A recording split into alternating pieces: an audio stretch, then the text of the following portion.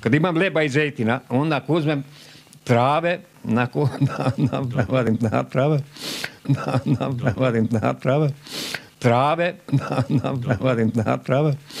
Recite nam, oče Rafajlo, nešto o životu u pustinji, životu pustinjaka. Vi niste u Hilandaru, vi ste sami. Pa ja sam sam, znaš šta, ovdje ovo dolazi jedna vrsta pustinjačkog života.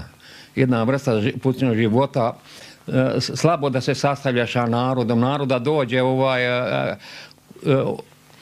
koji god dođe na vrata, ima trave, može da bude kod mene, znate. Ali drugčije, da kažem, hrana drugčija, iz postnički, nemamo da jedemo tako na trave.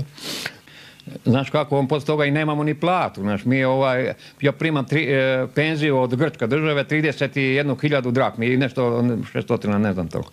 A ovdje sve skupo, to je tamo za pustinjački život dosta. Nije dosta, znaš, treba trave, malo više, služi sveta liturgija. Trebao bi manasski Hilendar nešto da pomogne i Srbiji kad dođu u Hilendar, da donesu malo vegete i mene, ne da daju sve u Hilendar. U Hilendaru ima puni džakovi vegete, a mene ne donesu ni malo vegete. Ja sam Srbin. Ne da daju sve u Hilendar, ne da daju sve u Hilendar. Ja sam Srbin. Treba i mene Sami sve spremate, sve perete, sve kuvate. Sve sam. Ja sam Srbin. Čime se hranite? Jel kupujete u prodavnici? Kupujem prodavno. Nema ništa, ne možem da radim. Jedna dnevnica 15.000 drakmi. Jel bolje da ostavim jednu dnevnicu, imam da živim mjesec dana. Ja sam Srbin. Recimo, ne može mjesec dana, a kažem, možem da kupim leba za mjesec dana. I zejtina. Trave, trave. Pa to, imam pretisak, pa ne smijem da jedem ni slano, ne smijem da jedem ni slatko i šta ja znam. A koje trave to koristite za...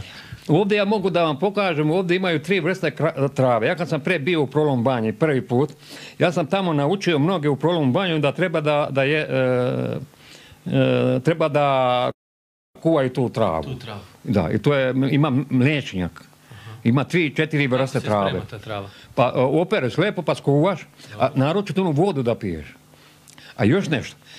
Dobro je svaki koji ima nešto u krvi da jede živu koprivu mladu. Ako ne škodi mu nešto svra posle toga, nema onu bolest, kako zove, ne. To je najbolje. Kako se u stvari leče monasi? Kako se mi lečimo? Mi ne možemo da idemo kod lekara. Kod lekara, on ti samo to pregleda i ona kaže, idi leži. A ko će da mi izleči? Niti on kaže, skini se da te pregledam, nešto. Ti si kaluđer, trp. Ne treba mnogo tebe lekar. Tvoj je lekar, Gospod Bog i predstav Bogovice. Jes, u stvari, jes tako. Ja to verujem, tako je. A tako treba da bili za sve hrišćane. Za sve hrišćane treba da bine lek, kažem, u ime Gospoda Isusa Hrista, siluju časno životvorjaše kršta Gospodnjeg, molitvama predstave Bogorodice, isceliva se rab Božji, kažem, pa preko u ime Oca i Sina i Svetoga Duha. U ime Oca i Sina i Svetoga Duha. I posle treba ja da verujem i vi da verujete. I posle treba ja da verujem i vi da verujete. Eto, i vi samo kaže, ako te boli glava, samo kaže i predstav Bogorodice, pomozi mi da mi prođe glava, posle 5 minuta da prošla glava. Ale sa berom da. I da staviš samo ovako prst. Ale sa berom da. Gospod Isus Hrista i ovako. Samo prst i stavi ovako. Predstav Bogorodice, boli me glava i celi me. Ale sa berom da. I uši ovdje. Malo zejtina da staviš uši. Trave, trave. Da dođete drugi put ovdje da vas ugostim. Hoćemo.